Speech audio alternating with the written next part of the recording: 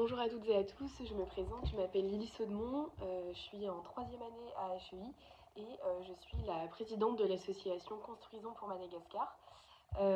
Donc cette association elle est composée de 20 membres qui sont répartis donc, en 5 pôles. Donc on va avoir le pôle communication, le pôle voyage, le pôle sponsor, le pôle event et le pôle projet. Donc le fait de répartir les membres en plusieurs pôles, ça permet de pouvoir mieux se répartir les tâches et mieux avancer dans les différentes missions qu'on a. Cette année, par rapport à notre projet, notre projet il est scindé en deux parties. On va avoir un côté qui va être plus axé sur la construction et un côté qui va être plus axé sur l'éducation. Donc pour réaliser le projet, on compte partir cet été entre 5 et 6 semaines à Madagascar et on partirait donc à 10, les 10 membres du bureau. Donc en fait, pour la partie construction, on voudrait réhabiliter une partie de l'école de Tampolo. Donc il y a énormément de travail, donc ça risque d'être un projet qui va se faire sur plusieurs années.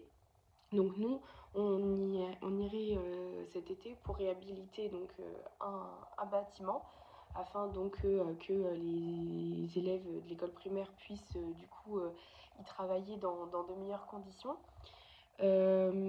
Sachant que donc, nous, tout au long de l'année, on travaille avec une association partenaire qui est Marc Madagascar. Donc eux, ils se rendent à Madagascar depuis 1995, donc ils ont énormément de contacts, etc. Donc c'est eux qui nous ont mis en lien avec un chef de chantier qui s'appelle Franck, pour travailler sur ce projet. Et donc en fait, le contact de l'association que l'on a, donc Dominique, s'est rendu à Madagascar à l'école primaire de Tampolo.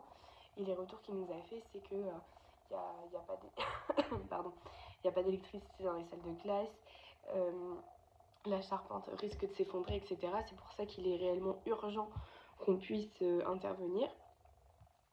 Et pour la partie éducation, donc on retournerait dans le lycée technique de Fénérive Est, qui a été réhabilité par l'association pendant les 2 dernières années.